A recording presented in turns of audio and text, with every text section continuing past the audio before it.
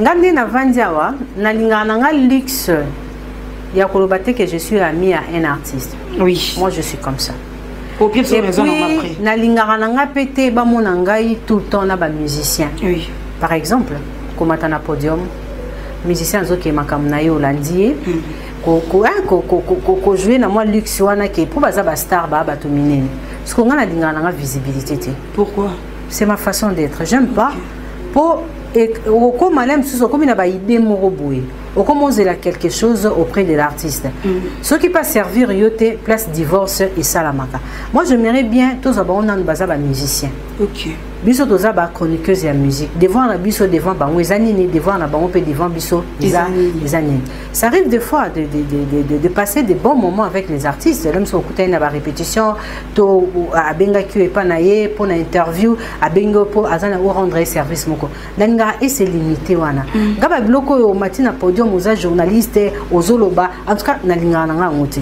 Moi je vais rester moi. So benga peut-être na lingo tenir conférence de presse, na lingo présenter là OK. Mais neti boye kozala sima ya ba musicien kolinga omo ba mona kayoza kana bango luxe wana pour musicien baza ba star parce que ba linga rapper visibilité na bango pour profiter nango en tout cas nga depuis na banda TV na linga na makambo wana te na linga toujours kozala dans l'ombre mais c'est quoi yo visibilité landanga alors sans aucun concept na comme pire musicien au comme lulaye biloko nae mbongo nae au comme le koso ya biloko nae ndenge o kutaki nae na ngo ndenge franco ile yemba na Mario voilà donc Borobé bana collaboration artiste na journaliste ngana lingaka et c'est limité quand na ba arrêtez la musique. Arrêtez. Katazoba. Collaboration. Il y a journaliste et musicien. Il faut soukakakaka na musala. Ngana linga kananga visibilité te. Ngana linga kananga kozala na ba artiste te. Nanani nanana fion tonton. Bozala ka boy. Soki moninga moko alongwe na ye. Bokomi kopesa ba exemple po bino bobima loa boza ba santu. Nzoka bino nyoso ti boyaka wana boyaka na objectif moko na but moko. Po ni batamukili bazalaka soki moninga moko yindeli eto abebani to babengani ye ali bango bakomi siko kobimisa ba exemple moko babima ba santu. Oh moni ngandingi naza boye biso kutu boye to mona kande boye fo ezala boye il faut tozalaka boye il faut totambolaka boye. Oh, différence nini ezana oyo Laura bandai ko sala na oyo place ozalaka pembeni ya feri. Différence eza wapi? Ndenge Laura azalaki place a uti wana na ndenge yo ozalaka place ya musicien wana. Différence na bino ezalaka ni. Eloni ya grave bosalaka wana. So bozelaka mike te. Yo muto lingaka visibilité te. Yo muto lingaka na oba mona kuna ba artiste te. Nalo Tokawa. Nous sommes avec Virginie Manganga et Gisèle Fouy. Donc mes sœurs journalistes chez moi à la maison, ils sont venus me rendre meilleurs visite. De sa génération. Voilà. Papa Rumba, tout le monde a Papa Rumba. Papa Rumba bien. Et Simbi, hein, Kitoko. Donc voilà, à la maison on a passé une belle journée aujourd'hui. Ah ouais, on avait mis sur le champagne. Voilà. Voilà, mes sœurs. Et puis billet vert. Voilà. Donc, bien. on a passé une belle journée aujourd'hui. Ah ouais, on avait mis sur le champagne. Voilà. Voilà, mes sœurs. Et puis billet vert. Voilà. Ngandi na boye. Na lingana nga matala na te visibilité te na lingana nga okangama na ba artiste te. Et comme papa vert ya bibiso na ba champagne et puis billet vert. Est-ce qu'on était obligé à oyeba ki ba pesi bino ba champagne na ba billet vert, soki ba euro, soki ba dollar. Yango na ga bolanda pembeni ba artiste. Lelo lokola Laura kei et comme ngai ndenge na za boye na linga visibilité te zo sa snap poani. Na linga visibilité te o champagne na billet vert. O kozela biloko ba artiste te, kozela biloko ba artiste te komi lo koso. Ka yo ba yambio na champagne na billet vert. Yango na ga ozutanga. Ozaki obligé otanga ngo yo muto linga relation tika la professionnel otangela bito champagne na billet vert tout ça nango nini boketa l'artiste na ndako na ye émission te eloko te bokeka champagne na billet vert différence eza wapi na Laura oyo ozolobela lelo pourquoi bozala so likambo ekweli moninga bokomolinga bino bobima basantu ke ye nde azalaki mabe yango wana epesi boye biso nde tozalaka boye tozalaka bien bino tous les oiseaux de même plumage les foufous de même mbadi alinga visibilité te ye wana basnap pamba moto alinga visibilité te mais alingaka champagne na billet vert kokamwa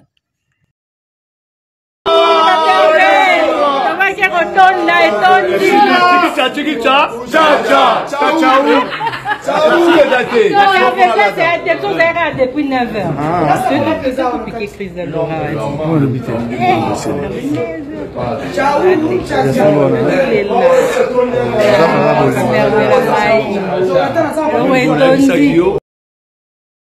Nalinga nanga visibilité te nalinga nanga okangama na ba artiste te nga nalinga nanga ozala na ba star te kolula biloko ba star omondi nga azobeta matolo journaliste mwana mwasi en plus azotole toyaki a depuis 9h alakiti mongongo na litoi toyaki a depuis 9h donc toliete to melite ya ndeni libéré tata mwasi abana bova aobeta matolo sikoyo ba libéré yaki depuis 9h aliete a melite yo saka na kozala pembeni artiste ozela balongola yo te bapakola yo te ozela olia te beaucoup moninga bobimisa Laura Tendance ondira ayaki a dépouiller ferré ondira Laura Tendance ayaki penaki do azwa nyonso oyo bino nyonso bozelaka les mêmes choses okumisa billet vert okumisa champagne soki yango te nde ozelaka pembeni ya baartiste olobango poani eza objectif na yo te ti botangaka yango seke yango nde c'est l'objectif na bino pembeni ya bamusicien lelo makambo tu bosalaka etikalaka na video lo biso kokomika o ngai kutu tokotaka na TikTok tobimisela o makambo na o nalinga visibilité elandanga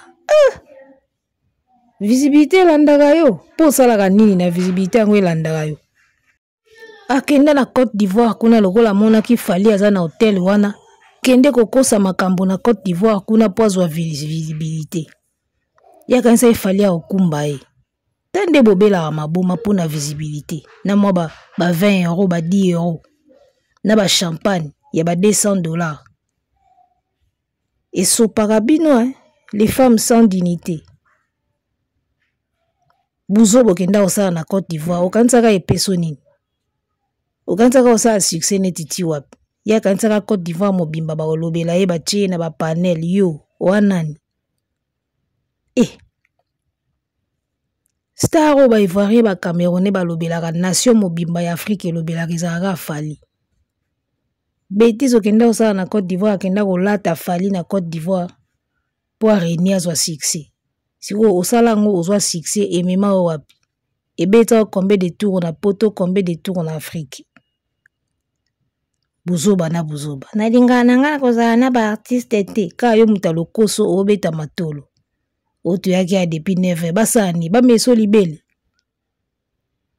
wana matolo bayambi biso na ba champagne na billet vert yo kaka yo nalingana nga ba biloko ba artiste te okoma kolula biloko ba artiste bokobebana bino tu bozaka na objectif moko ponde za soka afeka bando kangela oka poche omona pe yo pe bando changer visage po ba liberaka yango zo seka ndingwana so babika batika ko libérer omona elonge changer silence koti bo bandaka na silence ale mabanku wapi ayoka na te bo bandaka na silence ti omona ne so ba liberaki te le bato nyonso bakoma olapide Laura siko aya invita awa akendaka aya invita pe alandaki kaka bomengwa fere yango akendaki bwama ele mokie bino alors likambo ya Laura Tendance oyo nazoka bato ebele bakomense ba bouche na kati bana basi mingi surtout o balobela affaire bazwi Laura tendance balati ye déjà na tuna pona nini soki moto alongwe na ye na kana bino ake na ye kosala makambo na ye bobanda kofinga ye ilo ni esala ndenge wana moto alongwe na ye akei bobandi ofinga ye ta mosusu batindaka bino na bato ya motu wana. Déjà moi je ne me suis jamais vu la position ya ke même quand j'étais de l'autre côté bato erreur 404 je ne me suis jamais vu na quand ya erreur 404 motu moko boye alongwe akei na ye alinga na bandi kosala bemission na bandi kocharge na yebi so na salango nandimi pété ke na salango. Je ne me suis jamais et alors jamais vu na angle ya ke motu moko alongwe na bandi ofinga ye siko na minute oyo bana basi wana o balobelaka mwana bova o wana loba na lulemu lowa mwana 2 ans na moko wana koka koloba gladiateur te alobaka gladiateur. Donc tata mwasi ya bana oyo wana zalaka tolo minene yana loba na lulemu wana lowa mwana bébé na o mususu loba gladiateur. Donc moi bana basi wana nyoso balobelaka artiste ya bova babandi kosatake na Laura comme bango baza bana basi soki pe ba MC bango bino kwa boa bana basi ye pe mwana mwasi ali bobanda kofinga ye po akei na mona ngo déjà eza na sens te d'accord na ba tente pomo o baza kofinga bokomi tina makamba bêtise yo yelaki biso déontologie awa o déontologie ngana sala journalisme ngana sala boye déontologie mwana mobali nyonso oya mukolo surtout soka za mandefu ya pembe aza kosatake na bana basi ezaka signe ya faiblesse. Nga tangu na longwa koko wana asalelanga émission ye koko wana do batu tu balongwaka epa ya feri ye koko wana il faut ya kolapide une émission po sepelisa ba fanatique parce qu'il a comportement ya ba fanatique na bango soko longwe kana ngambo affaire bando fingao tangu ngana longwaka ye koko pour moi asalelanga émission asali émission po balinge mingi Laura longwe aye kofinga Laura po balinga ye mingi Laura oyo boza kofinga okomi mukolo o kozanga mobali na malili ya poto o boye na boye aboma libala okomi mukolo déjà mobali te na ndako 50 ans boye na boye yo moko koko pomo mandefu wana eteli yo na mbanga wana yo oza dia na ba 60 soki Laura aza mukolo bongo yo oza nani yo oza mubange déjà ti yo ozomona mubange ya Laura ozomona ki mubange na ote na mandefu ya pembe yo ozomona Laura na suki ya pembe yo oza na mandefu ya pembe na bona ni uchaki yango yombo ekomi noir chasser le naturel ezongi lisusu ekomi pembe makasi bino oyo bana basi oyo babolokoko oyo kizengi ya bolokoko oyo na nani banani yango susu mwa bana basi yana oyo baka maele te wana balobela affaire wana batanga bien te baka maele te bana na ba problème ya koloba bana ba problème ya ba diction ba problème ya ba prononciation na ba problème ya lolemo bino mwa bimbana mbana oyo ya basi oyo bozo finga Laura bozo bosa na ke Laura za mwasi lokwa bino pe boza basi lokwa Laura 50 wana komi nango ta musu bomona ngo te toyebi te ta musu pe bomona ngo soki bomona 50 wana ya Laura bomona pe ba réalité wana bozoloba AGKI 50 ans mobali te malili ya poto bokoma na 50 wana bokozala na mibali na bandako toyebi te azezonga nsima te yaka kaka oyo bozoloba na Laura lelo lobi bino pe bokoma kaka na age wana bokoma pe na place wana Laura kutu asalaki na mwa TV na ye asilisi TV ake na ye na poto siko bino baoyo bozosalaki mukala ya fere na Kisasa na ba age wana bozala wapi bobando sa nini bobando sa kaka kimukala kaka na YouTube ntango ozoloba na moninga moye mosapi oyo soki ezolakisa moninga oyo monene ezongelaka yo moko Laura si okoli sali boye boza basi bokoma na ba age wana pe kaka Laura akomi nango totala pe bino so bozalaka mikala feri na ba age wana to bokoluka kope mosusu to bokozala wapi awa ozoloba na moninga boyebaka bino pe boya basi alors mama na biso yaya na biso Laura Tendance nayebaka te pourquoi okenda komikotisa na buzoba ya bureau ya baartiste moko boye baa na vision te eloko olinga kosala ya bien mama Laura sala plateau na yo fungola chaîne na yo banda na okoyamba ba musicien eloko olinga kosala ya mieux na poto elinga ezalaka wana osali chaîne no créer chaîne na yo ou aménager plateau na yo kitoko obandi oyamba ba invité na yo mwana mwasi oyo babengaki sunani Ingrid Kabongo Sainte Ingrid Kabongo ana chaîne YouTube ayambaka ba musicien asalaka ba émission na ye ekenda nango bien Ika de Yango aussi faisait la même chose abanda kosalaka ba interview na ba musicien ebanda ok nango bien alors nayebi te Laura Tendance mpona moto asalaki déjà chronique na TV azalaki déjà na kombo nayebi te pourquoi ne pas kosalaka la même chose na poto elingaki ezala kutu kitoko mingi ezala kitoko mingi ozongela na chronique oyambaka ba musicien osalaka ba analyse et ozala kitoko mingi osali plateau na onde Marc Tabou sala je ne sais pas pourquoi olingaki otika contexte wana ya ba chronique ba plateau ba émission tu pensais peut-être que kozala attaché de presse et artiste moko boye eza komata na niveau là je suis en train de lire un peu tes pensées peut-être que tu pensais que batutu bakomosa la chronique batutu bakomofungola ba chaîne kosala ba plateau biso osala dia ba TV photo kende na moi niveau à likolo to matsa moi level alors pona yo komatisa level tu pensais peut-être que kozala pembeni ya artiste moko nde matisi level ça pouvait être ça si et seulement si artiste yango aki conscient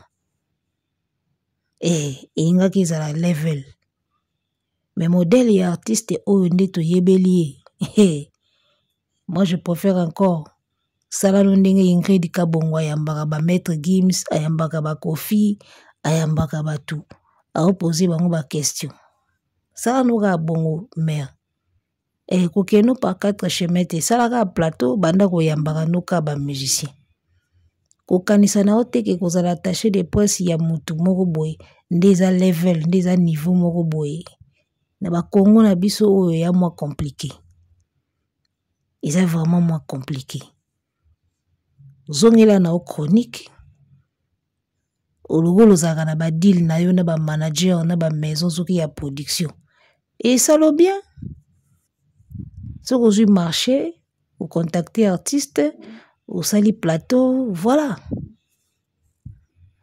donc n'évitez pourquoi kende ko samboyer na ba orchestre bato yo zala déjà chroniqueuse continue na ona chronique ou sali yango version poto nde bandeko tu bazosala wana ekufeli ta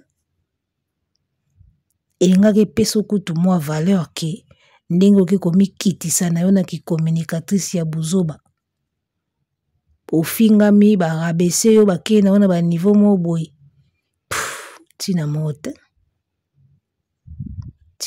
te donc voilà na pire esprit sala plateau na o sala chaîne zongela no chronique baki attaché de presse o communicatrice yaya artiste wa azokoka ko libérer kutu bambongo banini azokoka ko libérer te ayo libérer ga yo poza communicatrice tala zongela na chronique Laura Tendance sala ba émission na oyambaka ba chroniqueur surtout nzela moko izaka yango wana abupia. Arrêtez la musique, arrêtez quoi.